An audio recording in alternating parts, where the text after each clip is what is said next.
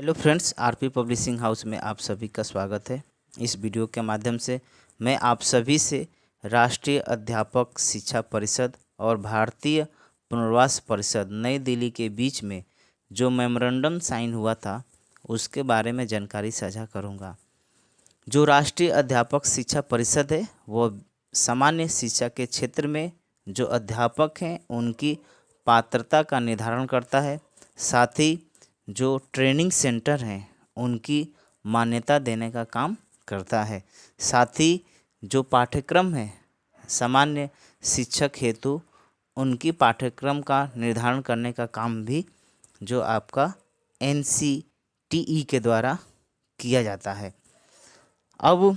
विशेष शिक्षा में अगर हम बात करें तो जैसा कि आप लोग सभी जानते हैं कि विशेष शिक्षा में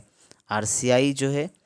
वो एक काउंसिल है जिसमें विशेष शिक्षकों के लिए पात्रता का निर्धारण करना, विशेष शिक्षा के क्षेत्र में जो ट्रेनिंग सेंटर हैं उनके मान्यता देने का काम, इसके साथ ही जो विशेष शिक्षक हैं उनके जो CRR नंबर है उनके रख रखाव करने का काम जो है RCI के द्वारा किया जाता है। और बीच बीच में ये प्रश्न उठता रहा, बीच बीच में ये सवाल उठता रहा कि बहुत सारे ऐसे परिषद हैं और जो आपके बहुत सारे ऐसे स्टेट हैं जिनके द्वारा जो RCI द्वारा जो पाठ्यक्रम संचालित किए जा रहे हैं उनको बीच बीच में अस्वीकार किया गया। और इसी को ध्यान में रखते हुए और NCTE और RCI के बीच में एक मेमोरेंडम साइन हुआ कि जो विशेष शिक्षा के क्षेत्र में जो पाठ्यक्रम है उसको आप स्वीकार करेंगे, आप उसके बारे में जानेंगे। और क्योंकि जो दिव्यांग जो बच्चे हैं उनकी एजुकेशन में कहीं ना कहीं ये बाधाएं आ रही थी और राइट टू एजुकेशन के तहत आप सभी जानते हैं कि शिक्षा सबका जो अधिकार है और उस अधिकार से हम लोग वंचित नहीं कर सकते हैं। तो इसको ध्यान में रखते हुए जो आपका NCTE है और RCI है इसके बीच में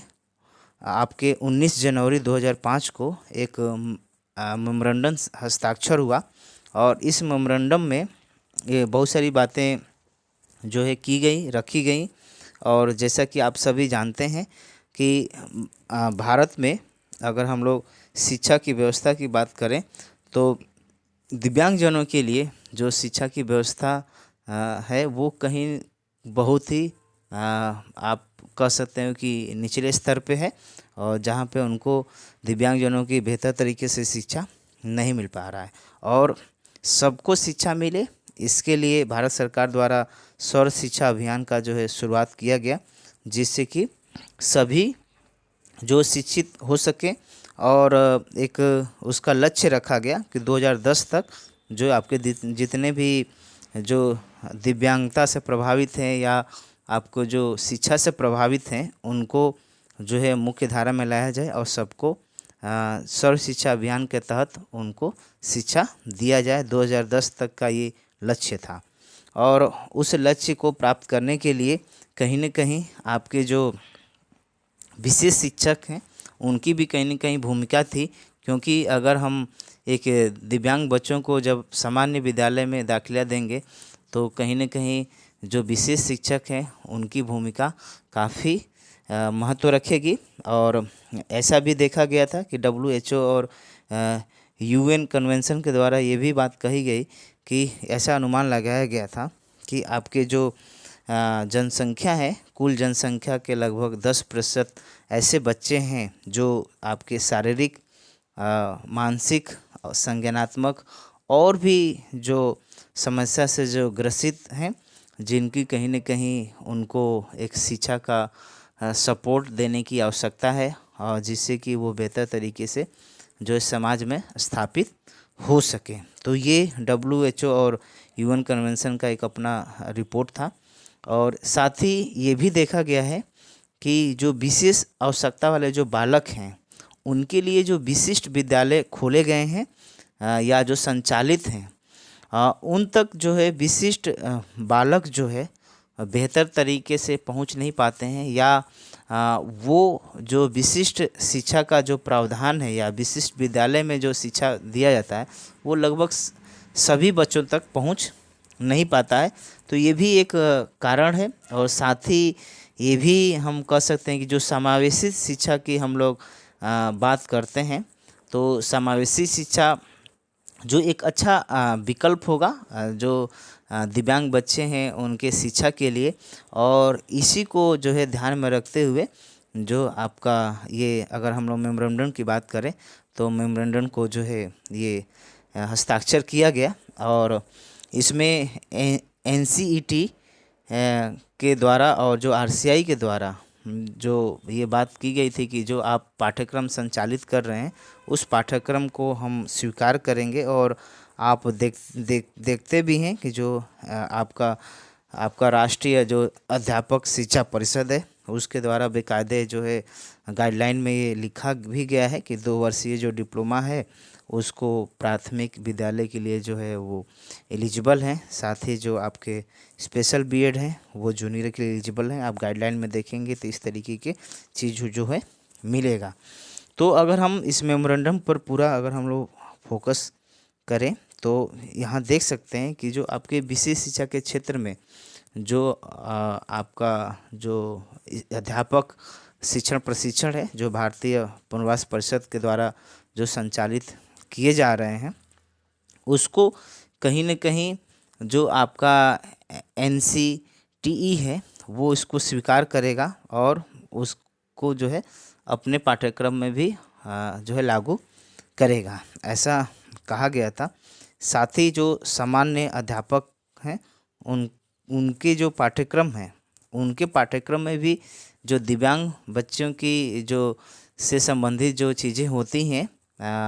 उसको भी उसमें शामिल किया जाएगा, जिससे कि आपके सामान्य शिक्षक मिनिमम जो है दिव्यांगता के बारे में वो जान सके। और इस क्रम में जो है आपका एनसीटी का एक पहल भी है कि आप इंक्लूसिव एजुकेशन की हम लोग बात करते हैं या डिसेबिलिटी की जो बात करते हैं वो उनके ट्रेनिंग में एक सिलेबस में एक पाठ्यक्रम के रूप में या एक आपको कह सकते हैं पेपर के रूप में शामिल किया गया, जहाँ पर जो सामान्य बीटीसी या जो सामान्य शिक्षण प्रशिक्षण जो प्राप्त कर रहे हैं वो कम से कम दिव्यांगता के बारे में परिचित हो जाते हैं। ऐसा जो है एनसीटीई के द्वारा जो है प्रयास किया गया है। साथ ही समावेशी शिक्षा को जो है बढ़ाने की बात की गई थी और जो दिव्यांगता के क्षेत्र में जो है शोध ज़्यादा से ज़्यादा किए जाएं, जिससे कि दिव्यांगजनों को मेन स्ट्रीमिंग में लाने के लिए बहुत ही आसानी हो सके और हम मेन स्ट्रीमिंग की तरफ आगे बढ़ सकें। विशेष शिक्षा के जो अध्यापक हैं उनके लिए जो है प्रोग्राम जो है तैयार करना और साथ ही साथ जो है आप जो आपके एनसीटीई के जो आपके टीम है और जो आरसीआई की टीम है ये दोनों एक तरीके से किसी भी ट्रेनिंग सेंटर का जब वो निरीक्षण करें तो एक जॉइंट इंस्पेक्शन करें, जिससे कि वो दोनों ही अब बेहतर तरीके से उस ट्रेनिंग सेंटर में कैसे जो है कुछ बदलाव किया जा सके, किस तरीके के संसाधन को उपलब्ध कराया जा सके, किस तरीके के संसाधन होने चाहिए, उन सब चीज़ों का जो है ये दोनों का जो है एक जॉइंट रिपोर्ट जो है लगे और इसको जो है बेहतर तरीके से उतारा जाए। तो इसके लिए जो बातचीत की गई थी। इसके साथ ही जो सामान्य आपके जो सामान्य और विशेष जो शिक्षा प्रदान कर रहे जो आपके शिक्षक हैं उनको एक कंटिन्यू या सतत शिक्षा से जो है जोड़ा जाए, जिससे कि वो भी दिव्यांग बच्चों की शिक्षा के बारे में जान सकें और दिव्यांग बच्चों के शिक्षण प्रशिक्षण में अपनी भूमिका को निभा सकें।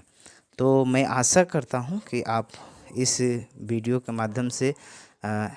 एनसीटीई के बारे में और आरसीआई के जो मेमोरेंडम है उसके बारे में आप बेहतर तरीके से जान सके होंगे। और ये मेरा निवेदन है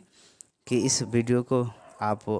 अपने दोस्तों मित्रों के साथ शेयर करें, जिससे कि वो भी बेहतर तरीके से इसके बारे में जान सकें। और विशेष शिक्षा में इसका खास करके महत्व है। तो इसकी के साथ मैं अपने वाणी को विराम देता हूँ। धन्यवाद।